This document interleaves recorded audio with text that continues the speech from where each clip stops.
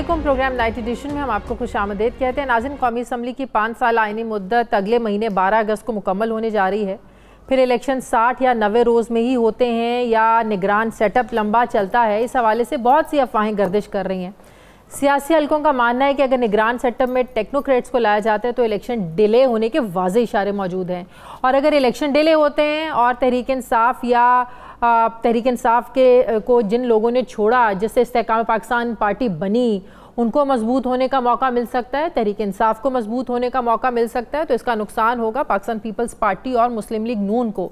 तो लिहाजा ये सियासी नुकसान इन दो पार्टियों को काबिल कबूल नहीं, इसलिए वो जनरल इलेक्शन में ताख़ीर नहीं चाहेंगे। और ये बात भी किसी से ढकी छुपी नहीं है कि निगरान सेटअप के ज़रिए हुकूमती मशीनरी का इलेक्शन में एक बहुत बड़ा किरदार होता है। लिहाजा मन मर्जी का निगरान सेटअप भी बहुत ज़रूरी है। हुकूमत के सामने इस वक्त सबसे बड़ा सवाल यही है कि विफाक में निगरान सेटअप कैसा होगा। कल लाहौर में पीपल्स पार्टी और नून लीग के वज़ीर आज़म शहबाज शरीफ के दरमियान मुलाकात हुई। मुलाकात में आसिफ जरदारी, वज़ीर आज़म शहबाज शरीफ ने पूरे मुल्क में बर वक्त इलेक्शन करवाने पर इत्तफाक किया। कौमी असम्बली को कब तहलील करना चाहिए, इसके साथ निगरान सेटअप कैसा होना चाहिए, इस पर भी सलाह मशवरा हुए, जो बिल्कुल दुबई में इस तरह के सलाह मशवरे जरदारी साहब और नवाज शरीफ के बीच में हुए थे। इस बात पर भी गौर हुआ कि आइंदा निगरान वज़ीर आज़म ब्यूरोक्रेट या टेक्नोक्रेट की बजाय कोई सीनियर सियासतदान होना चाहिए। सवाल यहाँ ये उठता है कि PDM हुकूमत निगरान वज़ीर आज़म की कुर्सी पर किसी टेक्नोक्रेट की जगह सियासतदान को ही क्यों लेकर आना चाहती है? क्या हुकूमत को ये खदशा है कि अगर कोई ब्यूरोक्रेट या टेक्नोक्रेट आ गया तो आम इंतखाबात को इल्तवा में डालना बड़ा आसान हो जाएगा? कल मेरे ही शो में पाकिस्तान पीपल्स पार्टी के रहनुमा कमर जमान कायरा ने वाज़े किया कि जिसका काम उसी को साझे, यानी इलेक्शन सियासी काम है तो निगरान की कुर्सी पर भी किसी सियासतदान को ही आना चाहिए। क्या कहा कायरा साहब ने, जरा सुनिए। केयरटेकर गवर्नमेंट की बातें बहुत हैं, बहुत सारे लोगों के नाम आ रहे हैं। वजारत उज़्मा हो, वजारत आला हो या वजीर हो, ये सियासी ऑफिस हैं। इस पे ना टेक्नोक्रेट्स होने चाहिए, ना रिटायर्ड जजेस और जनरल्स होने चाहिए। ये प्योरली सियासतदानों का काम है। नाजरीन, यहाँ सवाल ये भी है कि माजी करीब में PDM हुकूमत ने पंजाब और KPK में इलेक्शन ना करवाकर एक प्रेसिडेंट तो सेट किया है, ये एक हकीकत है, और अब खुद ही इससे खौफजदा भी हो रहे हैं। इलेक्शन इल्तवा के हवाले से क़यास आराइयों की बात करें तो इस गैर यकीनी की सूरत हाल की सबसे बड़ी वजह पंजाब और KPK में निगरान सेटअप का 90 रोज़ की आइनी मुद्दत गुजरने के बावजूद आज भी जारी रहना है। सवाल ये भी है कि अगर बर वक्त इलेक्शन के रास्ते में कोई इदारा रुकावट बनता है तो मुस्लिम लीग नून और पीपल्स पार्टी को PTI की तरह एहतजाजी मोड में जाना पड़ेगा। दूसरी तरफ जोड़ तोड़ की जो सियासत है, इसको देखें तो 9 मई के बाद पाकिस्तान तहरीक इंसाफ सियासी मंजरनामे पर बिल्कुल बैकफुट पर है। PTI छोड़ने वाले जहांगीर तरीन के इस्तेहकाम पाकिस्तान पार्टी में जो है ना वो पनाह ले रहे हैं या अपनी अलग सियासी जमात बनाने पर भी गौर कर रहे हैं। ऐसी खबरें परवेज़ खटक साहब के हवाले से भी हैं कि नून लीग में उनको शमूलियत की दावत दी गई, लेकिन कहीं से उनको इशारा मिला कि नून लीग ज्वाइन नहीं करनी, लिहाजा वो अपनी नई सियासी जमात बनाने जा रहे हैं। चेयरमैन PTI का मुस्तकबिल के हवाले से बहुत से सवालात खड़े हैं जिनका जवाब अभी आना बाकी है। PTI से अपनी राहें जुदा करने वाले फैसल वाउडा साहब को तो तहरीक इंसाफ का कोई मुस्तकबिल नज़र नहीं आता। उनका ये ख्याल है कि अगले इलेक्शन में PTI को पार्टी टिकट लेने के लिए बंदे ही नहीं मिलेंगे। उनका ये भी दावा है कि चेयरमैन PTI किसी को भी अपनी पार्टी पर कब्जा नहीं करने देंगे, बल्कि वो जो गाड़ी का स्टीयरिंग है वो किसी को देने के बजाय फेंक देंगे। फैसल वाउडा साहब भी आज मेरे साथ शो में मौजूद हैं, उन्हीं से बात करते हैं। अस्सलाम वालेकुम, बहुत बहुत शुक्रिया फैसल साहब आपका। फैसल साहब, आपको ये क्यों लगता है कि आने वाले जो दिन हैं वो चेयरमैन PTI के लिए, तहरीक इंसाफ के लिए मुश्किलात उनके लिए बढ़ सकती हैं? ख़ासकर चेयरमैन PTI मुश्किलात का शिकार हो सकते हैं, गिरफ्तारी भी हो सकती है, नाअहली भी हो सकती है। क्यों आपको ये लगता है? बहुत शुक्रिया शादी साहब। देखिए, सबसे पहले तो ये कि जो जुर्म हो गए हैं, करवा दिए गए हैं, कर लिए गए हैं, उस पे कानून तो हरकत पे आएगा, और जब चीज़ें कानून से बाहर चली जाती हैं, हाथ से बाहर चली जाती हैं, अनप्रेसिडेंटेड चीज़ें हो जाती हैं, इंसान और जानवर का फ़र्क सोसाइटी में ख़त्म कर दिया जाता है, शोधाओं की लाशों का तमस्खर उड़ाया जाता है, फ़ौज की इंस्टीट्यूट्स और इंस्टॉलेशंस को आग लगा दी जाती है, एक दुश्मन मुल्क का काम कर बैठते हैं, करवाने वाले और ख़ुद करने की हिदायत देने के बाद, और जो सारे बयानात जो उनकी लीडरशिप है, जो उनके बहुत लॉयलिस्ट थे बकौल उनके, उन सब ने वो शवाहिद भी दे दी हैं, 164 की कन्फेशनल स्टेटमेंट्स भी दे दी हैं, व्हाट्सएप की बातें भी सुना दी हैं, रिकॉर्ड का हिस्सा बनवा दिया है कि वो सब चीज़ें जो हैं वो चेयरमैन साहब ही की डायरेक्शन से हुई है। तो उसके बाद अगर आप कहें कि जी अगर एक आदमी बहुत पॉपुलर है, बहुत अच्छा है, बहुत बुरा है, लेकिन बहुत ताकतवर है, लेकिन उसने एक मिसाल दे रहा हूँ कि कत्ल कर दिया है, तो वो कानून से बालातर हो गया, तो वो तो पॉसिबल नहीं है। सो यहाँ हमने जेल से प्रेसिडेंट हाउस भी लोगों को जाते हुए देखा है इस मुल्क के अंदर, और प्राइम मिनिस्टर की कुर्सी से फांसी के तख्ते तक भी चढ़ते हुए देखा है। तो हर किस्म की मिसाल तो पाकिस्तान में मौजूद है। दूसरी बात ये कि वो अभी भी दावेदार हैं कि वो टिकट्स देंगे, टिकट्स देंगे ज़रूर उनकी पार्टी में, वो किसी को अपना स्टेयरिंग नहीं देंगे। मैं आज भी कायम हूँ अपनी बात के ऊपर। वही लीडर थे, वही लीडर हैं, वही पीटीआई हैं, और पीटीआई वो खुद है, और ना उनका नेमो बदल उस पार्टी में कोई है। तो लेने वाला कोई मौजूद नहीं होगा। जब लेने वाला मौजूद नहीं होगा तो इलेक्शंस का टर्नआउट लो होगा, वोटर्स कम होंगे, वोट्स कम होंगे कंपेयर टू पहले जितने सालों में इलेक्शन होते रहे। आज़ाद उम्मीदवार का रोल होगा, ग्रुपों में बटी हुई पार्टियां या जो पार्टियों की शक्ल ले लेंगी उनको कुछ मिल जाएगा। वाडा साहब, इसमें कोई शक नहीं है, 9 मई एक हकीकत है, ये गलती नहीं थी, एक बहुत बड़ा ब्लंडर था जिसकी कोई माफ़ी नहीं होनी चाहिए। ऐसे अनासिर को बिल्कुल सज़ा मिलनी चाहिए। लेकिन दूसरी तरफ हमारी पाकिस्तानी सियासत की तारीख है, IGI देखें नवाज शरीफ को खड़ा करने के लिए बनाई गई। नवाज शरीफ एक अरसे तक बड़े लाडले भी रहे, बाद में उनके इख्तलाफात हुए, वो चले गए, फिर बाद में फिर उनको इक़्तिदार दिया गया। जिनको नवाज शरीफ चुनकर लाते रहे उन्हीं के हाथों उनको नुकसान उठाना पड़ा। फिर जब तहरीक इंसाफ आती है 2011 का वो जलसा हमें याद है, मीनार पाकिस्तान का, तहरीक इंसाफ लॉन्च होती है। फिर जिस तरह नवाज शरीफ को साइड पर कर इमरान खान को, चेयरमैन PTI को सपोर्ट किया जाता है, वो भी हमारे सामने है। अब आज जो सब कुछ तहरीक इंसाफ के साथ हो रहा है, क्या ये कहीं ना कहीं वो एलिमेंट्स इसमें शामिल नहीं है? 9 मई को एक साइड पे रख दें, उसकी सजा मिलनी चाहिए। देखिए शादी साहब, थोड़ा सा मैं इख्तलाफ आपकी इस तज्जिए से करूँगा। बिल्कुल आपने जो बात की, आपकी तज्जिया ठीक है, लेकिन ये कहना कि वही सब कुछ हो रहा है, नहीं। क्या किसी ने उनको कहा था या किसी ने कारकुनों को कहा था, लीडरशिप कहा था कि आप जाके लोगों के, शहीदों के तमस्खर उड़ा दें, उनकी लाशों का, उनकी शहादतों का मजाक उड़ा दें, क्या तनसीबात को आग लगा दें? ये तो किसी ने नहीं कहा। ये कोई ज़बान से तो नहीं चीज़ हो रही है, तो एक्शंस हुए हैं और एक्शन नज़र आए हैं और जिन्होंने किए हैं। देखिए मेरे लिए उन लीडर्स को तो बिल्कुल सजा मिलनी चाहिए, इसमें मेरी कोई दो राय नहीं है। लेकिन कोई 10,000 बंदा पकड़ा गया है जिसको इश्तियाल दिला के ब्रेन वॉश करके ये काम करवाया गया है, देखिए वो तो तबाह और बर्बाद हो गए ना। उनको 2 साल से 20 साल की कैद होनी है। उनके तो माँ बाप रुसवा हो गए, बिन मौत मारे गए जब उनकी औलादें अंदर हैं। किसी का एक बेटा है, कोई एक कमाने वाला है, उनके एजुकेशन, उनका फ्यूचर सब तबाह कर दिया है। और उसके बाद तहरीक इंसाफ और उनके चेयरमैन ने बड़ी आसानी से लाताल्लुकी करके पीठ भी दिखा दी है। तो अगर तो आपको पाकिस्तान तहरीक इंसाफ की एक्चुअल रियलिटी पता करनी, तो उन 10,000 लोग, खानदानों वालों से आप लोग जाके इंटरव्यू लें और उनसे पूछें कि उनके साथ क्या हुआ और वो क्या समझते हैं इस चीज़ के ऊपर। नंबर 1। नंबर 2 ये कि ये जो बोग्स है PDM में जितनी भी पार्टियां हैं, चाहे वो नून लीग है या पीपल्स पार्टी है या मौलाना साहब है, ये सब भी इस्टेब्लिशमेंट के लिए यही सोचते हैं। फर्क ये हो गया, उनका सारा काम जबान से और एक्शन से और बहुत आगे बाहर जाकर चेयरमैन तहरीक इंसाफ और उनकी पार्टी ने कर दिया।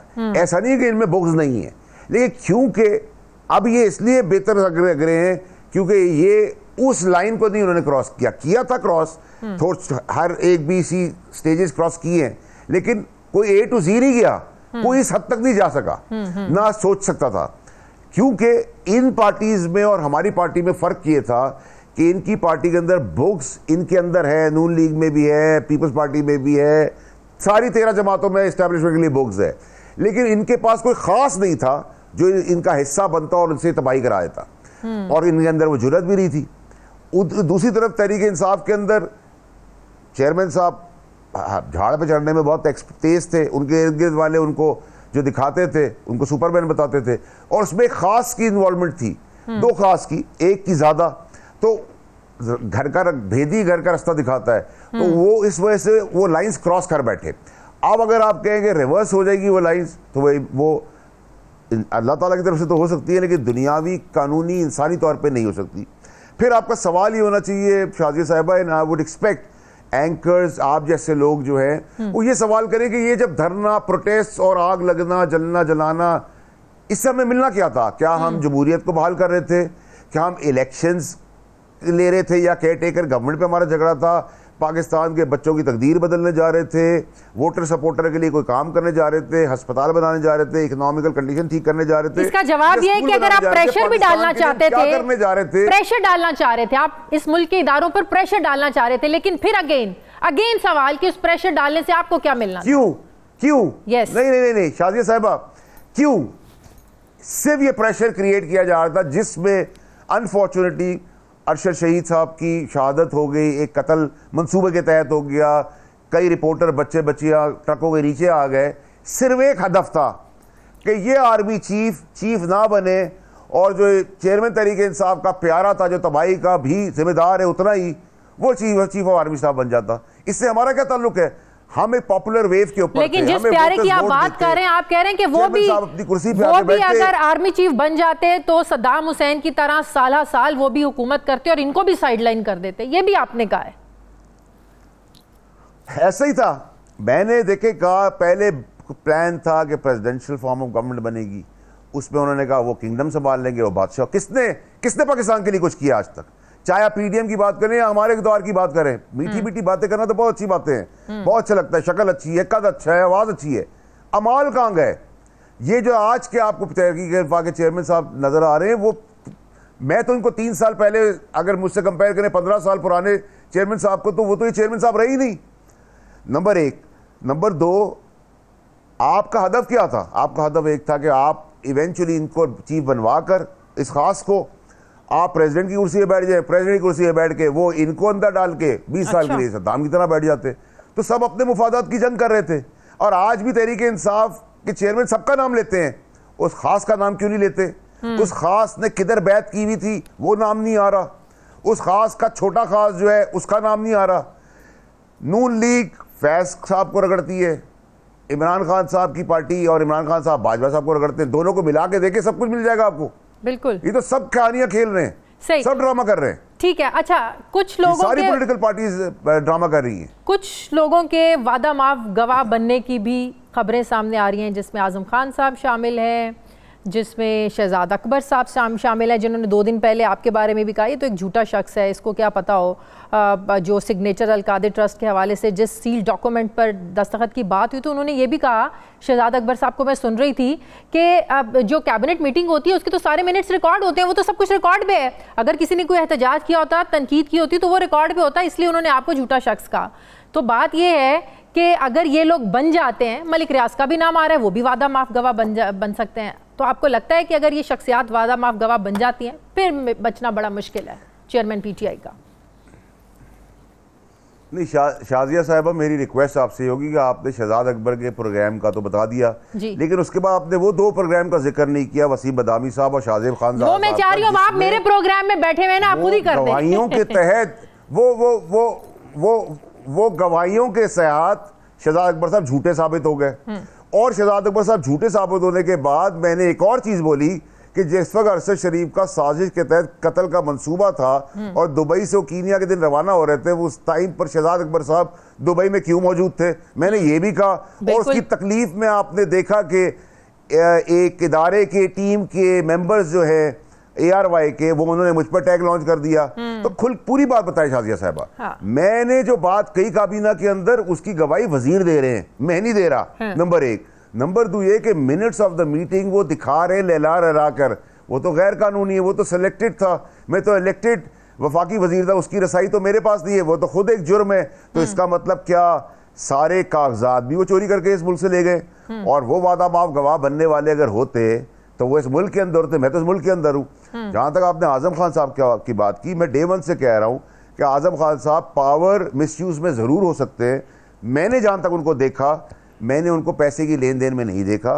वो 2 ही आदमियों की बात आंख बंद करके सुनते थे, एक वजीर आजम साहब की, ना वो अपना दिमाग अप्लाई करते थे, ना वो अपनी दिल अप्लाई करते थे, और एक खास का, एक खास और एक वजीर आजम का हुक्म की तामील होती थी, वो सही हो या गलत हो। और मैं अभी भी समझता हूँ, मेरी कन्विक्शन है कि आजम खान जैसा आदमी पाकिस्तान की मदद के लिए आगे बढ़ेगा। अब आप उसको वादा माफ गवाह का नाम दे दे, आप उसको ड्यूरस दे दे, आप उसको प्यार दे दे, आप उसको मोहब्बत दे दे, लेकिन जो मैं आजम खान के लिए बात कर रहा हूँ, जिस वक्त आजम खान मौजूद भी थे, मैं उस वक्त भी टीवी पे यही बात करता था, जिसकी जो सच्ची बात है वो होगी, जिसकी जो दूसरी सच्ची बात है वो भी होगी। प्रॉब्लम ये है कि इशू अभी ये कि अरशद शरीफ का कत्ल का ट्रायल खुलना बड़ा ज़रूरी है और मंतकी अंजाम तक जाना बहुत ज़रूरी है, उन 10 आदमियों को सरफेस पे आना बड़ा ज़रूरी है। तो बहुत सारी चीज़ें, ये धरने धुरने, ये अपॉइंटमेंट रोकना रुकाना, इलेक्शन में क्या होना, सब खुल जाएगा। अच्छा, प्रॉब्लम ये है कि पूरे पाकिस्तान में एक ही आदमी था, अरशद शरीफ साहब का केस तो शाजिया साहिबा ओपन एंड शट केस था। ये कह दिया गया कि जी रोका पुलिस ने, गलती से उनको मार दिया। ये तो मैंने आके बताया कि उनका मंसूबे के तहत कत्ल हुआ। उसके बाद सारी इन्वेस्टिगेशन शुरू हुई पाकिस्तान के अंदर। तो 22 करोड़ आदमियों में आपको एक आदमी नजर ये नहीं आ रहा जिसने पूरी चीज सच्चाई के साथ खोल दी, बाद में कत्ल साबित हो गया, उसकी जो चीजें मिसिंग है वो आज तक नहीं मिल रही। मैंने तो आपको 1 साल पहले ये सारी बातें की। बिल्कुल बिल्कुल। और उसी के कनेक्शन के नमाज जनाजा से हमारा धरना स्टार्ट होता है, तो आपको तो बहुत सारी चीजें खुल के मिल जाएंगी। बिल्कुल ठीक। अब पीटीआई की जो शक्ल है फैसल वाडा साहब, या पीटीआई की जो हालत है, इसमें इलेक्शंस आपको लगता है कि ये होने चाहिए एक सियासी जमात के बगैर? आप जिस तरह कहा कि तहरीक इंसाफ के चेयरमैन स्टीयरिंग किसी और के हवाले नहीं करेंगे, अगर उनको पकड़ लिया, गिरफ्तार कर लिया, तो पीटीआई तो फिर ज़ाहिर है नहीं बचेगी, आधी कुछ बाकी तो छोड़ के चली गई है। तो ऐसे में इलेक्शंस की शक्ल क्या रह जाएगी, अहमियत क्या रह जाएगी इस पार्टी के बगैर? देखिए शाजिया साहिबा, जिस वक्त मैं निकाला गया उस टाइम पे पार्टी और चेयरमैन तो आसमान को छू रहे थे। हाँ। मैं तो अच्छे वक्तों में, अल्लाह का शुक्र है, निकाला गया। हाँ। ये बाकी जो उनके लॉयलिस्ट थे वो तो जब वक्त पड़ा तो वो पीठ दिखा के भागे, क्योंकि उनकी अपने भी इश्यूज हैं। और मैंने तो किसी पॉलिटिकल पार्टी को ज्वाइन नहीं किया, बाकी तो सब कहीं ना कहीं पाक हो गए। मैंने आपको कहा था कि खट्टक साहब की आप कोई भी खबर निकाल लें, खट्टक साहब ने एक मुस्बत रोल प्ले किया था, एक अच्छा रोल प्ले किया था। वो एक ग्रुप की शक्ल में आएंगे, आके फिर वो पार्टी की शक्ल बन जाएगी। मैं तो कई महीने पहले ये बातें कर दी थी। तो अल्लाह का अल्हम्दुलिल्लाह, अल्लाह की मेहरबानी है, होने जा रहा है। मेरी तो कोई बात भी गलत साबित नहीं हो रही, वही होने जा रहा है, क्योंकि मैं उस हिस्सा था, वही होने जा रहा है। और नवाज शरीफ साहब के भी रूमर्स निकले, मैंने उस वक्त भी ये कहा कि नहीं, मैंने 6 महीने पहले 6 महीने पहले भी ये कहा था कि खट्टक साहब एक ग्रुप बनाएगी, फिर पार्टी को शक्ल दे देगी उसकी। तो मैं तो आज भी क्लियर हूँ, खट्टक साहब ने एक अच्छा रोल प्ले किया था इमरान खान साहब के लिए और पीटीआई के लिए, लेकिन वो बैकफुट पे आ गया, उनकी बात नहीं सुनी गई। मैं उनसे बहुत आगे तक गया चेयरमैन को और पीटीआई को संभालने के लिए, तो मैं निकाला गया, वो इवेंचुअली बाद में निकाले गए। तो सब चीजें तो पब्लिक इतनी बेवकूफ थोड़ी है, सबको सब नजर आ रहा है कि क्या हो रहा है और क्या नहीं हो रहा। फैसल साहब, आपने किसी पार्टी को, आखिरी चीज, जी, अगर मैं टिकट लेने जा ही नहीं रहा, हाँ, अगर मैं टिकट लेने जा ही नहीं रहा या मैं टिकट ले ही नहीं रहा पीटीआई का, तो इसमें पीटीआई का ना होने का क्या वास्ता है? मैं ले ही नहीं रहा, तो जब कैंडिडेट ही नहीं होंगे तो पीटीआई कहाँ से खड़ी होगी? तो आपका मतलब यह है कि बहुत से लोग अगर अभी तहरीक इंसाफ का हिस्सा हैं तो वो सिर्फ इंतजार में है कोई कटाकटी निकल जाए, कोई पता चल जाए चेयरमैन तहरीक इंसाफ के साथ क्या होना है, फिर वो फैसला करेंगे। नहीं शाजिया साहब, मैं आपको बता देता हूँ, मैं वो भी आपको पेज गोई दे देता हूँ, पहले से बता देता हूँ। उसमें से मेजॉरिटी जो है, जो रूपोश हैं या जेलों में हैं, वो ये कह रहे हैं कि ये जब जेल में जाएंगे तो हम बाहर आ जाएंगे, फिर हम अपना किनारा कर लेंगे, क्योंकि अब हमने इतना टाइम तो गुजार लिया, तो हमें फेस सेविंग मिल जाएगी। ठीक हो गया, तो इसमें कोई रॉकेट साइंस की जरूरत नहीं है। अच्छा, कोई भी नहीं खड़ा होगा। सही। फैसल वाडा किसी पार्टी को ज्वाइन क्यों नहीं कर रहे हैं? अगले इलेक्शन में फैसल वाडा साहब लड़ेंगे, कहां से लड़ेंगे, किसके साथ लड़ेंगे? इंडिपेंडेंट लड़ेंगे? देखिए शाजिया साहब, सबसे पहले तो ये कि मेरी किस्मत का फैसला तो अल्लाह ताला ने करना है, कल क्या होना है मुझे नहीं पता। आज के दिन तो मैं बाकियों के साथ कल क्या होने वाला था, अल्लाह का शुक्र है वो एनालिसिस मेरी ठीक है, वो मैं ज़्यादा इंजॉय कर रहा हूँ। और जो मैं थोड़ी बहुत 0.01% या इतनी सी कोई मदद कर सकता हूँ, हेल्प कर सकता हूँ, वो कर सकता हूँ। ज़रूरत आई, शायद यही मेरी सियासत है, ज़रूरत हुई, मुझे समझ में आया, हवा का रुख, सर्दी गर्मी बारिश टेम्परेचर देख कर अगर पॉसिबिलिटी कहीं नज़र आई तो मैं आज़ाद आऊँगा। मैं एज ऑफ नाउ तो मैं किसी पार्टी को, इस्तेहकाम पाकिस्तान पार्टी में भी जाने का कोई इरादा नहीं है, जवाब नहीं बनता ज्वाइन करने का।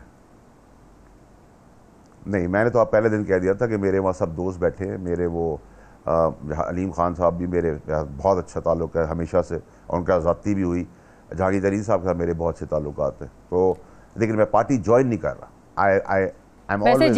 वैसे जितनी पेशन गोइयां आप देते हैं और सही होती हैं, शेख रशीद को भी पीछे छोड़ दिया और मुल्क के जो मारूफ एस्ट्रोलॉजर हैं उनको भी छोड़ दिया है। आपका इंट्रोडक्शन लगता है कि आइंदा लोग कहीं एस्ट्रोलॉजर के नाम पर ही ना करवाना शुरू कर दें, जो आपकी पेशन गोइयां होती हैं।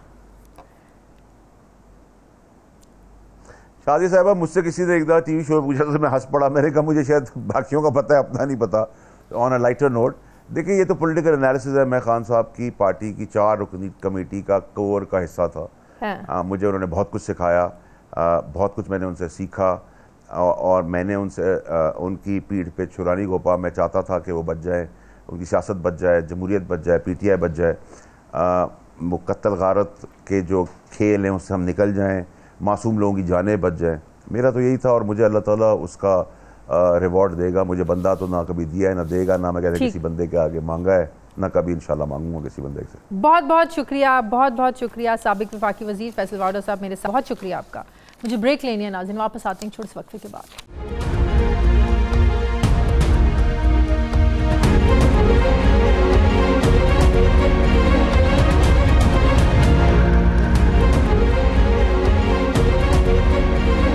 ब्रेक के बाद एक बार फिर से आपको खुशामदीद कहते हैं नाज़रीन। कहा जा रहा है कि आने वाले जो हफ्ते हैं ये तहरीक इंसाफ के लिए, तहरीक इंसाफ के चेयरमैन के लिए बहुत ज़्यादा तकलीफ देह हो सकते हैं। उनकी नाअहली हो सकती है, मुमकिन तौर पर गिरफ्तारी हो सकती है। कल GIT ने उनसे 9 मई के हवाले से जो सवालात भी पूछे, चेयरमैन तहरीक इंसाफ ने जवाबात दिए, लेकिन GIT को वो मुतमईन नहीं कर पाए।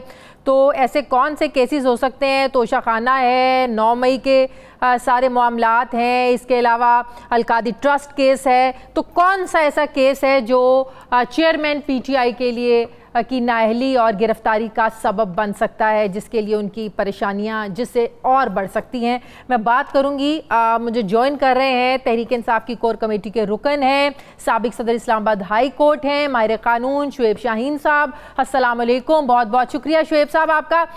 शुएब साहब, कहा जा रहा है कि आने वाले जो दिन हैं, हफ्ते हैं, ये चेयरमैन PTI के लिए बहुत ज़्यादा तकलीफ दे इस लिहाज से साबित हो सकते हैं कि उनकी मुमकिना तौर पर नाअहली, जो कहा जा रहा है कि तोशाखाना केस हो सकता है और जो उनकी गिरफ्तारी हो सकती है वो 9 मई के वाक़यात को लेकर हो सकती है। आप उनके सारे कानूनी मामला देख रहे हैं, तो कौन सा मामला इस वक्त उनके लिए बहुत ज़्यादा सेंसिटिव है? देखिए, पहली बात तो यह है कि उनके लिए तकलीफ दे दिन तो उस दिन से शुरू हो गए थे कि पिछले 1 साल से, जिस दिन से उनको आउस्ट किया, और ये 15 महीनों के अंदर अंदर इन्होंने 180 से ज़ायद मुकदमात बना दिए। अगर इनको वाकई यकीन था कि ये 1 मुकदमा या 2 मुकदमे या 4 मुकदमे उनके लिए अहम हैं और वो उस पर प्रोसिक्यूट करते और प्रोसीड करते और उनको नाअहल भी कराते, लेकिन उनको खुद को यकीन नहीं है कि कोई भी केस ऐसा नहीं है। देखिए, ये तोशाखाना आपने सामने जब हाई कोर्ट ने वो सारा रिकॉर्ड मंगवाया, शाहिद खान अब्बासी का, मरियम नवाज़ का, आसिफ जरदारी का और वज़ीर आज़म साबिक नवाज शरीफ साहब का, जो वो गाड़ियाँ नहीं ले सकते थे, उन्होंने वो गाड़ियाँ भी ली, जो कि जुर्म है। रूल्स के मुताबिक एक इवेल्युएशन एंड असेसमेंट कमेटी है कैबिनेट मिनिस्ट्री के अंडर में।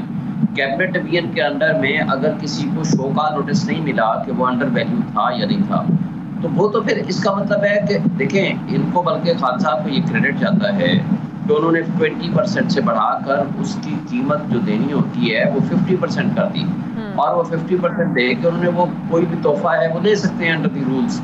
अगर इवेल्युएशन कमेटी ने कोई उनके खिलाफ किसी किस्म की प्रोसीडिंग्स नहीं की, उनके खिलाफ नहीं की गई, तो इसका मतलब ये है कि अगर फिर इन अकॉर्डेंस विद रूल्स किसी ने कोई वो तोहफा दिया, उसके बाद उसको बेचे, अपने पास रखे, उसको फेंक दे, किसी को गिफ्ट करे, that is not the responsibility of the state. ये उसकी पर्सनल प्रॉपर्टी बन जाती है। एक बात, इसलिए ये कहना कि तोशाखाना उसके लिए डिफिकल्ट है। हाँ, तोशाखाना के हवाले से जो इलेक्शन 2 इसके भी सेगमेंट्स हैं, उसके भी 3 हिस्से बल्कि उन्होंने बना दिए हैं। एक बना दिया है उन्होंने नैब ने प्रोसीडिंग शुरू कर दी, हालांकि नैब का उससे कोई ताल्लुक वास्ता नहीं है। दूसरा, उन्होंने इसमें इलेक्शन कमीशन ने एक ऑर्डर पास कर दिया जिसमें उनको डिस्क्वालीफाई कर दिया था to the extent of national assembly, जो मियां वाली से उनके पास सीट थी, और वो ऑर्डर अंडर चैलेंज है बिफोर इस्लामाबाद हाई कोर्ट के चीफ जस्टिस ने उसको सुन के उसको पेंडिंग किया हुआ है। उसका एक वन ऑफ द कंपोनेंट निकला जो तोशाखाना में कंप्लेंट फाइल कर दी before the additional district and session जज, जो कि इस वक्त हुमायूं दिलावर के पास पेंडिंग है। ठीक है। अच्छा, अब जो 9 मई वाला मामला है, 9 मई वाला मामला, GIT ने जो सवालात किए, चेयरमैन PTI GIT को मुतमईन नहीं कर सके। जब उनसे पूछा गया कि ये क्यों लोगों ने इस तरह जलाओ गिराव किया, तो उन्होंने कहा कि जिस तरीके से मुझे गिरफ्तार किया गया रेंजर्स ने, तो लोगों ने बाहर जाके उधर कोर कमांडर हाउस और इन जगहों पर जाकर एहतजाज करना था, तो वहाँ तक जाने एहतजाज करने का भी क्यों वहाँ पर प्लान बनाया गया? सेंसिटिव जगह हैं, फौजी तन से बात के बाहर जाके भी एहतजाज करना, ये क्या कोई अच्छा मैसेज था सबके लिए, कौम के लिए, लोगों के लिए, दुनिया के लिए? क्या ये प्लानिंग ठीक थी कि चले अगर आपकी ये प्लानिंग नहीं भी थी आपने जलाओ घेराव करना है, लेकिन एहतजाज करना क्या ये जस्टिफाई करता है? पहली बात तो ये है कि शाजिया कहाँ क्रिमिनलिटी कहाँ है। दूसरी बात ये है कि नैब ने अगर गिरफ्तार करना था तो खान साहब तो सुबह ये कह के निकले थे कि मुझे सिर्फ आप वारंट ऑफ अरेस्ट दिखा दें और मैं गिरफ्तारी दे दूंगा। तो वो क्या जरूरत पड़ी थी कि अलकादर ट्रस्ट वाले केस में, जिसमें जमानत के लिए उन्होंने अप्लाई कर रखा, केस रजिस्टर्ड हो चुका है, बायोमेट्रिक प्रोसेस में वो है और चीफ जस्टिस ने उसका टाइम दे रखा है कि जी बायोमेट्रिक करा के मेरे पास कोर्ट में आ जाइए। कोर्ट की बिल्डिंग को रेंजर्स ने आकर के तोड़ा और ना सिर्फ उसके शीशे तोड़े, वकीलों को तशद्दुद का निशाना बनाया, अमले को तशद्दुद का निशाना बनाया और जिस तरह की फुटेज आई और इनहुमन तरीके से उनको अगवा करके ले गए और जा करके नैब के हवाले किया। शुएब शाहीन साहब, यहाँ पे मरियम नवाज शरीफ भी गिरफ्तार होते हैं, शहबाज शरीफ भी पकड़े जाते हैं, शाहिद खान अब्बासी भी पकड़े जाते हैं। उन लोगों वो एहतजाज ज़रूर करते थे, लेकिन क्या नून लीग के लोग या पीपल्स पार्टी के लोग क्या कभी इस हद तक गए कि अपनी फौजी तनसीबात को उन इदारों के बाहर जाके एहतजाज किया हो या इस तरह मुजाहरे किए उन्होंने जाके? कभी ऐसा हुआ? क्या उनकी गिरफ्तारियां नहीं हुई थी? पहली बात तो यह है कि जो गिरफ्तारी की गई है मैं उसका स्टाइल आपको बता रहा था, और जिस स्टाइल में गिरफ्तार करके वो फुटेजेस चलाए गए हैं और वो ज़ाहिर रेंजर्स की तरफ से जब गिरफ्तारी या जिसको किडनैप जब कहें, लोगों ने बाहर निकलना था और लोग जब बाहर निकले वो किसी भी जगह पर एहतजाज कर सकते हैं। कॉन्स्टिट्यूशन और आइन आपको और कानून इजाजत देता है कहीं भी एहतजाज करें। जलाओ घेराव की तोड़-फोड़ की इजाजत तो आइन नहीं देता ना। मुझे बात मुकम्मल करने देंगे तो आधा मिनट दे दें, मैं आपको क्लियर कर देता हूँ।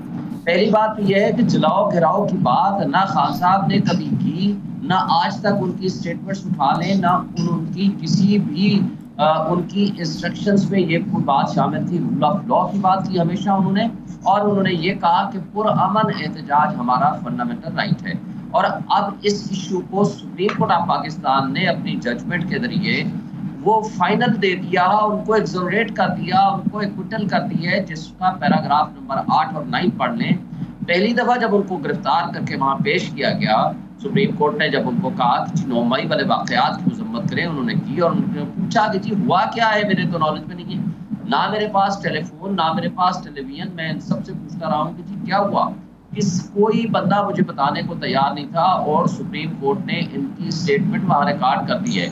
और उस सुप्रीम कोर्ट की जजमेंट के बाद उनके खिलाफ किसी किस्म की प्रोसीडिंग करना गैर कानूनी और गैर आईनी है। और दूसरी लेकिन पीटीआई के कुछ लोग अब ये कहते हैं कि जमान पार्क में ये प्लानिंग हो चुकी थी।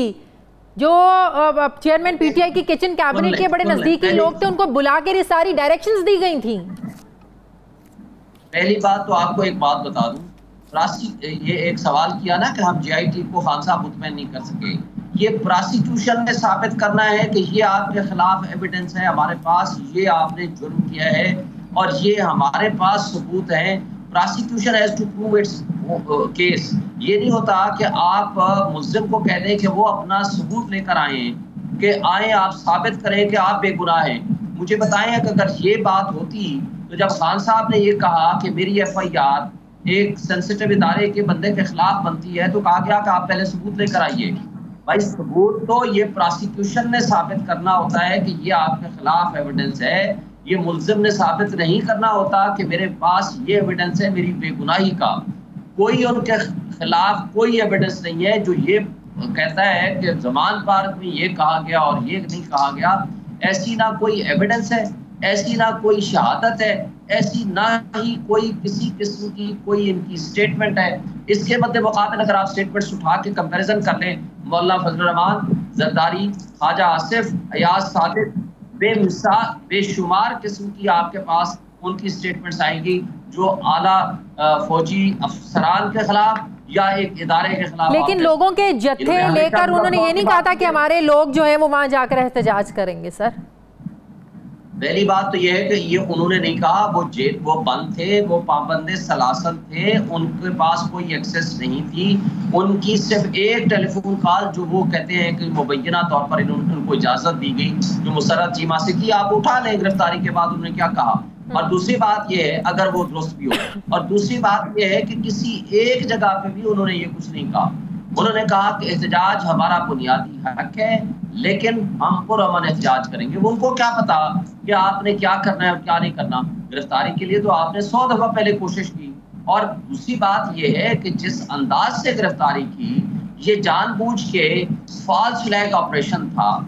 एहतजाज के लिए उनको पता था लोगों ने निकलना है, और अंदरूने खाना जाकर के जो कुछ वहां अंदर तोड़फोड़ की गई, वो पुरतशद्दुद लोग वो लोग थे जो गलत थे, खा वो पीटीआई का हो या किसी भी पार्टी का हो, और उनके खिलाफ कानून के मुताबिक प्रोसीडिंग्स होनी चाहिए। ये तो कभी किसी ने नहीं कहा नहीं होनी चाहिए, हमने हमेशा मजम्मत की है। लेकिन क्वेश्चन ये है कि खान साहब को इसमें इम्प्लीकेट करना, ये सुप्रीम कोर्ट की जजमेंट के भी खिलाफ है, ये लॉ ऑफ एविडेंस के भी खिलाफ है, ये आइन और कानून के भी खिलाफ है। ये मुमकिन ही नहीं तो है। यही वो केस है, चले यही वो केस है जिसमें चेयरमैन पीटीआई की गिरफ्तारी हो सकती है, या इससे ज्यादा मजबूत केस अलकादिर ट्रस्ट केस है? देखिए, अलकादिर ट्रस्ट केस में तो कुछ भी नहीं है। अब दो बातें मैं एक बात वाज़ेह कर, वो कैबिनेट जो खान साहब की कैबिनेट थी, उनका एक फैसला है, लेकिन उस फैसले के बरअक्स ये मौजूदा कैबिनेट जो ये कहती है कि जनाब ये गलत फैसला है, तो इनसे कहा जाए कि सबसे पहले उस कैबिनेट डिसीजन को रिवर्स करें। अगर आप रिवर्स नहीं करेंगे तो it is impliedly consent to the previous cabinet decision, क्योंकि पैसे तो कोई लेके तो नहीं भाग गया, वो पैसे पड़े हुए हैं सुप्रीम कोर्ट के अकाउंट में। तो आप ये कह रहे हैं कि मौजूदा हुकूमत सुप्रीम कोर्ट से कहे कि काबीना का फैसला गलत था, ये हमारी ट्रेजरी में डाला जाए? जी, ये फैसला उसको रिवर्स करे काम जो करने वाला है। जब तक वो फैसले को रिवर्स नहीं करती फेडरल गवर्नमेंट, तब तक वो डिसीजन इम्प्लाइडली इनकी भी कंसेंट तस्वर होगी, बल्कि एक्सप्रेसली तस्वर होगी। दूसरी बात, पैसे जाकर वहां से निकालें। तीसरी बात जो अहम है इस केस में, वो ये है कि वो जो एनसीए और मलिक रियाज के दरमियान एग्रीमेंट है, उसको ये पब्लिश करें। उसमें लिखा हुआ है कि it is not the amount of the state of Pakistan. ये है वो अमाउंट जो उनके दरमियान सेटलमेंट हुई कि पाकिस्तान को हम ये पैसे दे देंगे, लेकिन उनके अकाउंट में जाएंगे। और अगर तो फिर वो जो सील्ड लिफाफा था वो खोल के सारी कैबिनेट को दिखा देते। वो जो सील्ड लिफाफा था फिर वो खोल के सारी कैबिनेट को क्यों नहीं दिखाया? क्यों कहा कि बस बंद पे आप साइन कर दें? ये तो लोगों ने कहा कि हम तो कहते रह गए, कुछ लोगों ने एहतजाज भी किया कि आप इसको खोलें। पहली बात तो ये है कि ये वहाँ कैबिनेट का इज्तिमाई डिसीजन था, उनको चेक करना चाहिए था, देखना चाहिए था। और अगर नहीं, क्वेश्चन क्या है? क्वेश्चन ये है कि उसके अंदर उनके दरमियान मुआहदे में लिखा हुआ है कि it will be treated as a confidential document. अगर आपको पाकिस्तान में पैसे ये चाहिए, नहीं तो आकर यूके में मुकदमा करें, मुकदमे के जरिए साबित करें कि ये आपका मनी लॉन्ड्रिंग का पैसा था, और अगर ये साबित करेंगे तो फिर आपको ये पैसे स्टेट ऑफ पाकिस्तान को मिलेंगे। नहीं करेंगे तो फिर वो जो एक्सपेंसेस ऑफ दी मुकदमात हैं वो भी आपको पे करने पड़ेंगे, जो कि माजी में हमने देखा कि कई मुकदमात में हमने नुकसान उठाया। शुएब शाहीन साहब, ये जो कहा जा रहा है कि तहरीक इंसाफ के चेयरमैन के खिलाफ जो वादा माफ गवाह बन सकते हैं, मलिक रियाज का नाम आ रहा है, फिर शहजाद अकबर का नाम आ रहा है, फिर इनके जो प्रिंसिपल सेक्रेटरी रह चुके हैं आजम खान, अगर ये शख्सियात वादा माफ गवाह बन जाती हैं चेयरमैन पीटीआई के खिलाफ, फिर तो बचने के चांसेस चेयरमैन पीटीआई के बड़े कम हो जाएंगे। आजम खान साहब इस वक्त अगवा हैं, वो किसी इदारे की कस्टडी में हैं। मुझे बताएं कि कोई शख्स जब किसी की कस्टडी में होगा, कानून शहादत आर्डर और लॉ ऑफ एविडेंस के मुताबिक उसकी स्टेटमेंट की कोई लीगल वैल्यू नहीं है, और उनकी गिरफ्तारी कोई कानूनी नहीं है, गैर कानूनी है। इल्लीगल कन्फाइनमेंट में गैर आईनी तौर पर उनको रखा गया है। और दूसरी बात यह है कि जिस असल एक्ट के अंदर कोई जुर्म ना हुआ हो, तो उसको बुनियाद बनाकर किसी की भी कोई स्टेटमेंट उठा लेना, तो वो जुर्म ही नहीं रहता, और उसकी कोई लीगल और कानूनी हैसियत नहीं है। मसला क्या है इनका? इनके पास कोई एविडेंस या कोई चीज़ है नहीं। अब ये सिर्फ ये साबित करना चाहते हैं ये पीटीएम की जमातें कि ये खुद तो अपने आप को मान चुकी हैं कि ये करप्ट भी हैं, ये चोर भी हैं, इनके खिलाफ स्ट्रॉन्ग किस्म की एविडेंस भी है, लेकिन ये पब्लिक में एक मैसेज देना चाहते हैं जो पब्लिक ने बाई नहीं किया कि जनाब खान साहब भी कोई दूध के धुले नहीं हैं, इनके खिलाफ भी करप्शन के चार्जेस हैं। That is the only consideration जो इनकी नज़र में ये दो केस आकर के उन्होंने बनाए हैं, तोशा खाना या आप कहते हैं अलकादिर ट्रस्ट। इनके अलावा मुझे बताएं, तोशा खाना में जिन्होंने गाड़ियां ली हैं उनके खिलाफ क्या मुकदमात हुए हैं, और क्या वो जेल में गए हैं, क्या उनके खिलाफ कोई प्रोसीडिंग्स हुई है? ठीक है, बहुत बहुत शुक्रिया माहिर कानून आपकी कोर कमेटी के रुकन शुएब शाहीन साहब मेरे साथ थे। बहुत बहुत शुक्रिया आपका। मुझे ब्रेक लेने नाज़रीन वापस आते हैं वक्फे के बाद।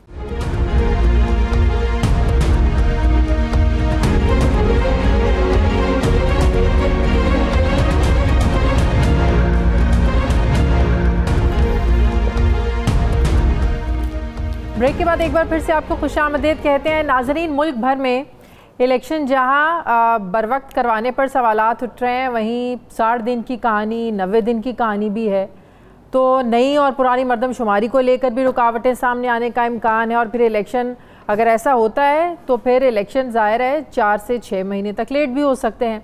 अब जो मरदमशुमारी 30 अप्रैल तक मुकम्मल होना थी वो मई के महीने में कंप्लीट की गई। इसमें देर क्यों हुई, दानिस्ता तौर पर हुई या नादानिस्ता हालात ने इसे लेट किया, वो भी एक कहानी अलग है। लेकिन अब तो मुकम्मल हो चुकी है, जिसका हतमी गज़ट नोटिफिकेशन इसलिए जारी नहीं किया जा रहा कि अब अगर इस नई मरदमशुमारी के तहत हल्का बंदियाँ बनाई जाती हैं तो कम अज़ कम इलेक्शन कमीशन को मज़ीद 4 महीने लग सकते हैं। तो ज़ाहिर है इलेक्शन फिर अपनी मुकर्ररा मुद्दत पर यानी अक्टूबर नवंबर से लेट हो सकते हैं, मुकर्ररा वक्त पर नहीं होंगे।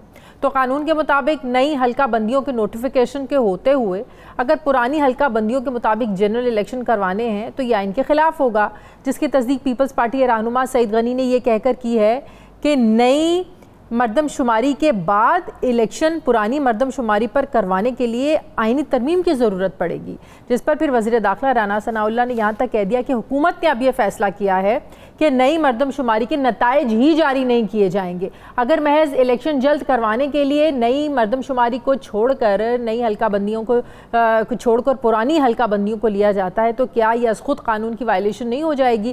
क्योंकि यही मुस्लिम लीग नवाज तहरीक इंसाफ जब इलेक्शन का बार बार मुतालबा करती थी तो ये कहते थे कि इलेक्शन से पहले नई मरदमशुमारी होनी चाहिए, बाकायदा उन्हें कानूनी शक याद दिलाई जाती थी। लेकिन आज वही मुस्लिम लीग नवाज मरदमशुमारी छोड़कर जल्द इलेक्शन में जाना चाहती है। कहा जा रहा है कि नई हल्का बंदियों की सूरत में पंजाब की कौमी असम्बली की 4 नशिस्तें बलूचिस्तान और इस्लामाबाद में चली जाएंगी।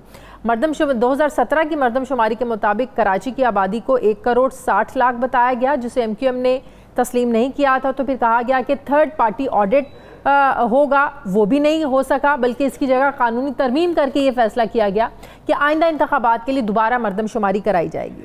अब मुस्लिम लीग नवाज का मौक़िफ़ तो मरदमशुमारी को लेकर बदल गया है। वो कह रहे हैं हमने नोटिफिकेशन ही जारी नहीं करना, ये हुकूमत ने बाकायदा तौर पर फैसला कर लिया। लेकिन MQM पाकिस्तान ये कहती है कि कराची और हैदराबाद को कम गिना गया, यानी मरदमशुमारी का गज़ट आने से पहले जो इनका एतराज़ था किया था वो भी अपने एतराज़ पर आज कायम है और पुरानी के मुताबिक ये इलेक्शन चाहते हैं। कल राना सनाउल्लाह साहब ने कहा कि अब तो MQM भी चाहती है कि पुरानी मरदमशुमारी पर इलेक्शंस हो जाएं। तो सवाल यह है कि MQM इतने अपने एतराज़ात के बावजूद कैसे राज़ी हुई है, कैसे वो पुरानी मरदमशुमारी पर इलेक्शन करवाना चाह रहे हैं। उन्होंने तो अभी जो बल्दियाती रिसेंटली इलेक्शंस हुए हैं, इन्हीं वजूहात की बुनियाद पर उन्होंने बल्दियाती इलेक्शंस का बाइकआउट किया था। तो फिर पुरानी हल्का बंदियों पर, पुरानी मरदमशुमारी पर वो जनरल इलेक्शन के लिए MQM कैसे मान रही है? मैं बात करूंगी, मुझे ज्वाइन कर रहे हैं MQM पाकिस्तान के सीनियर रहनुमा डॉक्टर फ़ारूक सत्तार साहब। अस्सलाम वालेकुम, बहुत बहुत शुक्रिया डॉक्टर साहब आपका।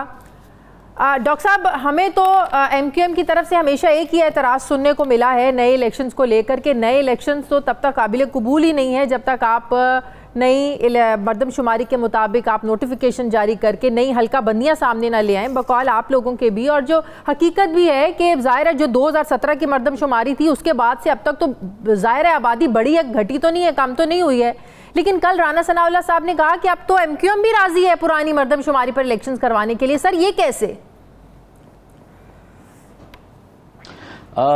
मैं ये समझता हूँ कि इंतखाबात जब भी पाकिस्तान में हुए तो उसमें जीतने वाली जमात के खिलाफ हमेशा जो हारने वाली जमातें होती हैं या जिन्हें कम नशिस्तें मिलती है वो उसकी शफाफियत को लेकर जो है वो आसमान सर पे खड़ा करती हैं और उनमें बहुत सारी वजूहात सही भी होती हैं, चाहे उसमें वो रैपिड ट्रांसफ़र वो जो था सिस्टम था, RTS था, या हल्का बंदियों को लेकर पहले से प्री पोल रिगिंग का इल्ज़ाम लगाया गया हो और फिर पोलिंग वाले दिन अगर कुछ हुआ है। लेकिन मैं ये समझता हूँ कि सबसे जो बुनियादी जो ज़मानत है किसी भी इंतखाबात की शफाफियत को लेकर, साफ और शफाफ इलेक्शन उसी वक्त हो सकते हैं जब पहले साफ और शफाफ मरदमशुमारी तो पाकिस्तान में हो जाए और कम अज़ कम कराची वालों की तरफ से तो हमेशा, और पूरी दुनिया ने इस बात को माना भी है कि बर्मी यहाँ है, बंगाली हैं, यहाँ अफगानी है, यहाँ दुनिया भर के लोग आबाद हैं, पूरे पाकिस्तान की हर जबान बोलने वाला, हर इलाके का पाकिस्तानी और इकोनॉमिक माइग्रेंट जो माशी ज़रूरतों के लिए, रोज़गार के लिए कराची में आज भी आ रहा है, जबकि यहाँ इंफ्रास्ट्रक्चर है ही नहीं, उसके बावजूद भी इन्फ्लक्स हो रहा है। और जामशोर, वो जैकबाबाद, कश्मीर और लाड़काना की आबादी में इजाफा 60% हो जाए इन 6 सालों में, 5.5 सालों में, और कराची की आबादी में सिर्फ 12% इजाफा हो, और यही माजी में 2017 में जो नताइज थे उसकी बहुत सारी बातें मैं कह सकता हूँ, बात लंबी हो जाएगी। 98 में क्या हुआ, तो और फिर 72 से लेकर अब तक ये जो हो रहा है, तो मैं समझता हूं कि हमें तो अपने ये जेरीमैंडरिंग है ना, इनहेरेंट जेरीमैंडरिंग है, इनबिल्ट है कि हमें अंडर काउंटेड होंगे तो अंडर रिप्रेजेंटेड होंगे, जब अंडर रिप्रेजेंटेड होंगे तो अंडर फंडेड होंगे, और जब अंडर फंडेड होंगे तो कराची में पानी के मसाइल, ट्रांसपोर्ट के मसाइल, वो बातें बजा है। डॉक्टर साहब आप बिल्कुल ठीक कह रहे हैं, बिल्कुल होनी चाहिए नई मर्दमशुमारी के मुताबिक नई हल्का बंदी है, बात बिल्कुल ठीक है, लेकिन आपने बल्दियाती इलेक्शन का जो बायकॉट किया यही वजह आती ना, हल्का बंदियां आप लोगों को कराची हैदराबाद में कम गिना गया, आपने बहुत सी ऐसी वजूहत थी जिसकी वजह से बल्दियाती इंतखाबात का बायकॉट किया, लेकिन आप जनरल इलेक्शंस कैसे फिर आप लोग पुरानी मर्दमशुमारी पर लड़ सकते हैं या उसका भी बायकॉट करेंगे? देखें, जो बल्दियाती इंतखाबात का बॉयकॉट था उसमें मर्दमशुमारी का बराह रास्त दखल नहीं था, हाँ, लेकिन जो हल्का बंदियां पहले की मर्दमशुमारी पर बल्दियाती काउंसिल के एमसी या डीएमसीज के लिए हुई थी ना, उसमें अगर हमारे हल्के, हमारे जिले या हमारा जो रिवायती वोट बैंक है हमारा भी, और उसमें जमात इस्लामी और पीटीआई भी, वो तो 80-90 हज़ार पर वोटों पर हमारा वोट बैंक, हमारे हल्के बने एक यूसी, और वहां 20,000 के वोट पर बन जाए तो गोया के एक मैच को शुरू होने से पहले एक टीम को 500 रन दे दिए जाए, तो ये कोई इवन बराबरी का मैच है, मुकाबला तो नहीं होता। इसीलिए नंबर 1 आ गई पीपल्स पार्टी, और फिर उसमें भी अगर पीटीआई जमात इस्लामी ने कोशिश की कि उनका मेयर आ जाए मुश्तरका, तो उसमें भी जो तिगड़म हुआ और जो आपने देखा जिस तरह का बंदोबस्त हुआ, जो सूबाई इख्तियारात और वसाइल का बेदरीग इस्तेमाल हुआ, और फिर उसमें पीपल्स पार्टी का मेयर आ गया। तो देखें, अभी तो मर्दमशुमारी नहीं, अभी गिनी नहीं, अभी उसको तो शामिल ही नहीं किया गया। उससे पहले वाली में भी हल्का बंदियों में जो कुछ किया गया, इस मरतबा 246 से ज्यादा जो है वो मतलब नशिस्तें थी, इससे पहले 208 थी। तो अब आप बताएं कि ये जो 246 बड़ी सारी पीपल्स पार्टी के हल्कों में, तो ये उसकी वजह थी। तो मुझे बताएं ना कि अगर आप लोग पुरानी मर्दमशुमारी पर ये इलेक्शन लड़ते हैं तो इसमें एमक्यूएम को नुकसान नहीं होएगा? देखें, एमक्यूएम ने अभी कहा है कि वो पुरानी मर्दमशुमारी पे इलेक्शन लड़ने के लिए रजामंद है। पता नहीं राना सनाउल्लाह को कहां से ये वाली बात आई। सेनेट जो हमारे सीनियर डिप्टी कन्वीनर मुस्तफा कमाल भाई और मैं, ज्यादा हम ही आजकल मेरे ख्याल में तो सर अपना लाहे-अमल बताए ना, सर आप अपना लाहे-अमल बताए ना। वो हुकूमत ने तो ऐलान कर दिया कि हम लोग नोटिफिकेशन जारी नहीं कर रहे। जो मुलाकातें हुई हैं नवाज शरीफ साहब की, जरदारी साहब की, कल भी शहबाज शरीफ की जरदारी साहब से मुलाकात हुई, तो ये सब फैसले हुए हैं, ये सारी डिस्कशन हुई है। उसके बाद ही राना सनाउल्लाह साहब ने कहा है कि हम नोटिफिकेशन ही जारी नहीं करें। आप लोगों की अब स्ट्रैटेजी क्या है? बायकॉट करेंगे, नाराज होंगे, या हालात को एक्सेप्ट कर लेंगे? देखिए, नाराज होना तो मतलब ये कि जाहिर है कि वो तो एक है ही, मायूसी भी लोगों में है। लेकिन अब कराची जैसे शहर के साथ, चाहे उसमें किसी की भी नुमाइंदगी कितनी भी हो, चले इसको भी एक रहने दें कि ये किसका शहर है, कौन सी जमात का पहला नंबर है, इस इशू को छोड़ दें। लेकिन जहाँ पाकिस्तान की हर जबान बोलने वाला हो, जहाँ पाकिस्तान के हर इलाके का शहरी हो, और ये बैनुल-अक़वामी शहर भी हो, जहाँ बैनुल-अक़वामी जो दूसरी कौमियतें वो भी हों, तो उसके बाद अगर इस शहर के, और फिर ये आपकी तरक्की का इंजन, मईशत का मरकज़, तिजारती मरकज़, सनतकारी बैंकारी का मरकज़, और उसके साथ अगर ये खिलवाड़ ये होता रहेगा, और अगर इसमें भी कहीं पीपल्स पार्टी और PMLN का मुकमुका है, और उनके दरमियान सिर्फ बिलावल भुट्टो जरदारी अगले वज़ीर आज़म बनेंगे या PMLN का बनेगा, सिर्फ एक यही झगड़ा, बाकी झगड़े नहीं है, और मर्दमशुमारी और सारी वो चीजें हश हश करके कारपेट के नीचे डाल के वो समझते हैं इस तरह वो आगे बढ़ जाएंगे, तो मेरे ख्याल में ये इतना आसान नहीं है। तो आप ये कह रहे हैं कि एमक्यूएम पुरानी मर्दमशुमारी के मुताबिक इलेक्शन नहीं लड़ेगी? नहीं, मैं ये भी नहीं कह रहा, मैं तो सिर्फ ये कह रहा हूं कि अगर ऐसा होगा तो ये कराची वालों के साथ जो नाइंसाफी हो रही है, जो जुल्म हो रहा है, जो उनके साथ ऐसा तो होने जा रहा है, होता है उनको मुख्तलिफ बुनियादी सहूलतों से, डॉक्टर साहब अगर नहीं ऐसा होने जा रहा है, उसमें ये अब तक की होने वाली नाइंसाफियों मजालिम में ये सबसे बड़ा जुल्म, सबसे बड़ी नाइंसाफी होगी और ये मुतासिबाना होगी, जालिमाना होगी, खास तौर पे जो सिंध के वडेरे 15 सालों से बिला शिरकत है। देखें ना, वो अपनी मसनूई अक्सरियत की बुनियाद पर वजीर आला लाते, वरना कराची का वजीर आला आ जाकर यहाँ की आबादी को सही गिन लिया जाए। और इस मरतबा डिजिटल चूंकि मरदमशुमारी डेटा जो इंफॉर्मेशन आई, उसने तो खुद सेंसस कमीशन ने कह दिया 32,000 इमारतों को सही नहीं गिना गया क्योंकि enumerators, deputy commissioner, assistant commissioner Pakistan Peoples Party के थे। ठीक है, मसनूई तौर पर उनकी हमारे मुकाबले में अक्सरियत है, PMLN को उनका साथ ज्यादा सूट करता है, हम जो है उनके तरजीहात में उनके बाद आते हैं, लेकिन हमारी अहमियत कराची से, हमारी अहमियत कराची की अहमियत से है। अगर कराची के लोगों को यहाँ जो हर जबान बोलने वाले जी, तो डॉक्टर साहब इस मुतसबाना रवैये को, आप इस नाइंसाफी को, जिसको आप जुल्म कह रहे हैं कि अगर ऐसा होता है, मैं कह रही हूं अगर ऐसा नहीं होता, ऐसा होने जा रहा है, तो आप इस नाइंसाफी को, इस जुल्म को कबूल कर लेंगे? जी होना, मैंने ऐसा कहा ही नहीं है। मैंने कहा कि इस कोई एक बात तो कहे, हम एक हिकमत अमली वज़ा कर रहे हैं। देखिए ये थोड़ी, मैं अभी इंतखाबी तो केयर टेकर गवर्नमेंट का मरहला है। लीडर ऑफ द ऑपोजिशन अभी हमने राना अंसार बाजी को नॉमिनेट किया है, चूंकि वहां जो leader of the opposition PTI के जो दूसरे नंबर की जमात थी वो वहां मौजूद नहीं है। तो इस सिचुएशन में जाहिर है कि हमारी तवज्जो तो बहुत सी तरफ लगी। इलेक्शन की तैयारी भी हम कर रहे हैं, ऐसा नहीं कि इलेक्शन हम नहीं कर रहे या हमने कोई कह दिया कि हम उसका बॉयकॉट करेंगे, लेकिन यह है कि अंडर प्रोटेस्ट, अंडर ड्यूरेस अगर ये इलेक्शन होगा तो कैसा इलेक्शन होगा। लोगों को एक मरतबा फिर उनकी बुनियादी जो नुमाइंदगी का हक है, जो उनके फंड्स का हक है, जो तामीर और तरक्की में कराची का किरदार है, कराची में जिस तरह मेयर का इलेक्शन जीता गया, जिस शाख पे इस पूरे मुल्क का इख्तिदार इस्लामाबाद और रावलपिंडी चलता है, उस वक्त जब कराची चलता है, अगर कराची का ही गला आहिस्ता आहिस्ता दबाया गया, दूध देने वाली गाय को रोजाना काटा गया, एक और बोटी के लिए पूरा बकरा इसी तरह काटा जाता रहा, तो फिर इसके बाद जो ये अलल्ले तलल्ले इस्लामाबाद के भी हैं या पिंडी के भी हैं, तो ये इस तरह जारी और सारी नहीं रह सकते। ये मुल्क नहीं चल सकता। हमारी दिफाई, हम अपने दिफा पर कंप्रोमाइज करेंगे, हम अपनी सलामती पर कंप्रोमाइज करेंगे। जिस तरह कराची में मेयर के इंतखाब को चुना गया, अलल्ले तलल्ले तो हमने तब वहां पे देख लिए थे, तो फिर आप लोग तो इन इलेक्शंस में भी हमें ऐसे ही अलल्ले तलल्ले नजर आएंगे।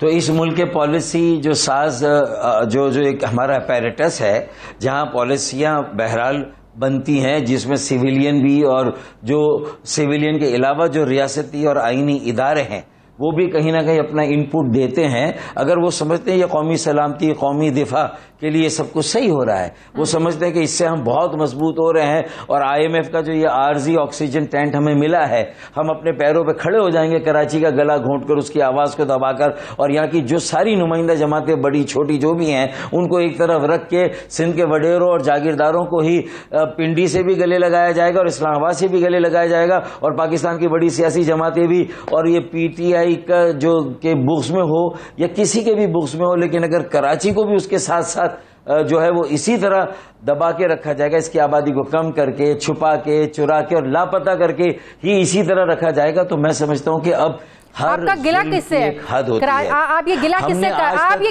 कर रहे हैं? आप ये गिला किससे कर रहे हैं? इस्लामाबाद वालों से या पिंडी वालों से?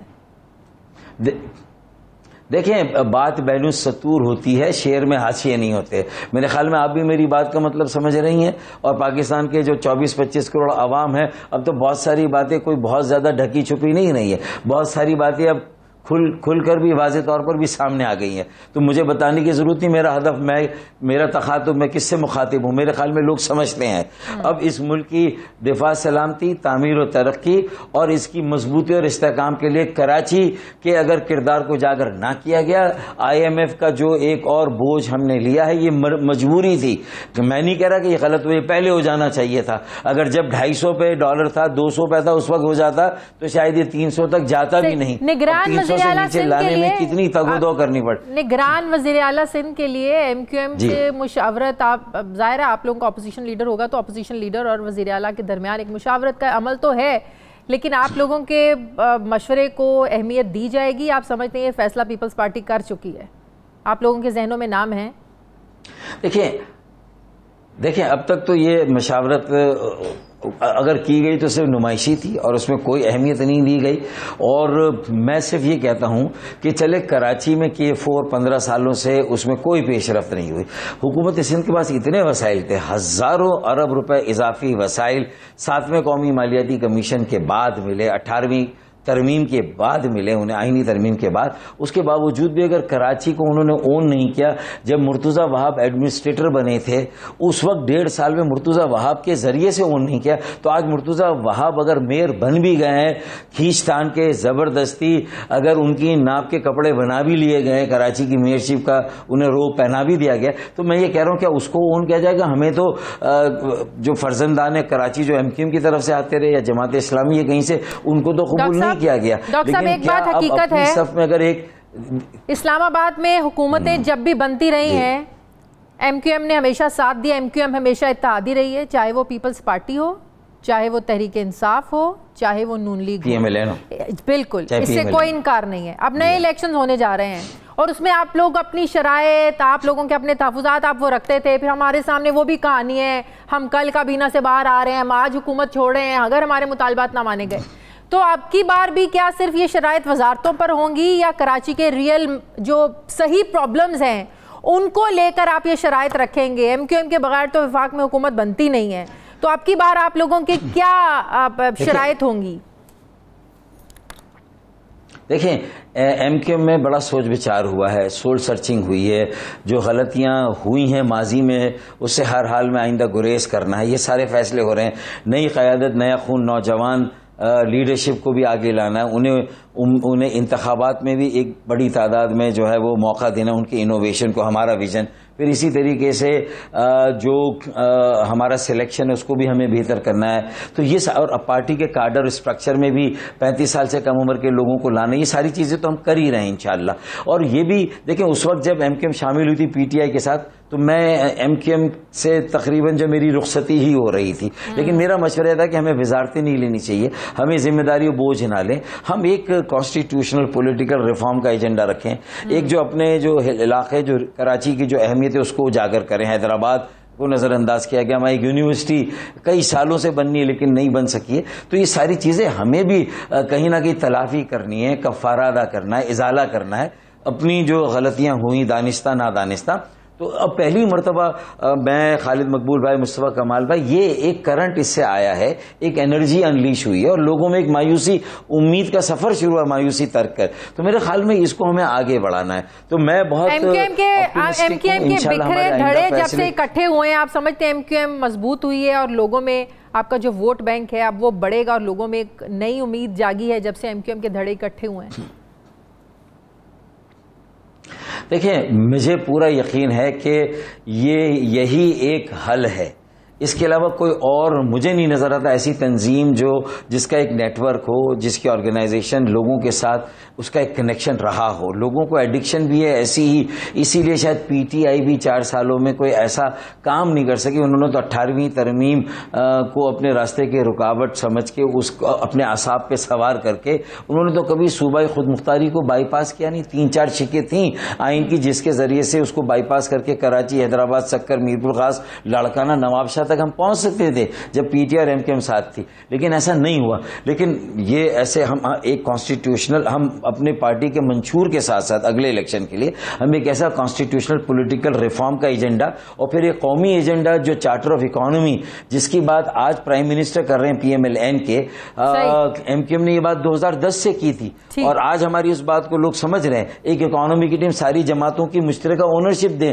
पॉलिटिकल कॉन्स्टिट्यूशनल लड़ाइयां हम अलग लड़ते रहें, उसके लिए अलग कोर्स भी वदा कर लें, लेकिन यह कि इकोनॉमी के लिए चाहे IMF और आवाम को तसल्ली और एतमाद देना हो तो उसके लिए कोई टीम होनी चाहिए और उस पर इत्तफाक हो। तो ये सारी चीजों पर हम तो काम कर रहे हैं अपना फर्ज समझ के कि अब पाकिस्तान को कैसे चलाना है, आगे कैसे ले जाना है। तो मैं ये कह रहा हूं कि मरदमशुमारी के नताइज देने और उसके जरिए से जो हल्का बंदी होनी उसमें कुछ दिन लगेंगे, बहुत ज्यादा वक्त नहीं लगेगा। और अगर कुछ दिन इंतखाबात में ताखिर होती है तो ये महंगा सौदा नहीं होगा। कुछ महीने कराची को अपने साथ कुछ दिन नहीं डॉक्टर साहब, महीनों देर हो सकती है।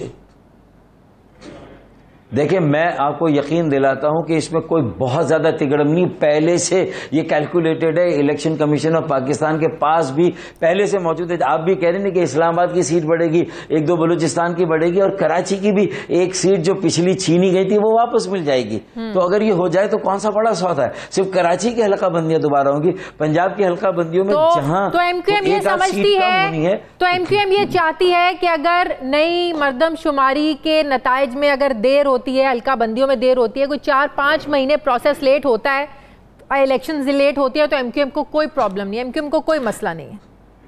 ये बहाना है कि 4-5 महीने लेट होंगे। मैं आपको बताता हूं, एक ऑर्डिनेंस आईनी तरमीम का ऐसा आ सकता है जिसके जरिए से पंजाब की नशिस्तों को अगर नहीं डिस्टर्ब करना ना करे, लंबा कराची की सीटों को ठीक कर दें, जो अंदरूनी सिंध की सीटों में मसनूई इजाफा उसको थोड़ा बैलेंस में ले आए। तो पंजाब का क्या कसूर है? अगर पंजाब की सीटें भी निकलती है तो निकलने दें, पंजाब का क्या कसूर है? फिर सुने, एक ऑर्डिनेंस लाके आईनी तरमीम करके इंतखाबात को अगर वक्त पे भी कराते हैं, अगली जो हुकूमत आएगी उसमें वो आईनी तरमीम को रेटिफाई किया जा सकता है, उसको 2/3 से फिर मंजूर भी किया जा सकता है। देखें, where there is a will there is a way.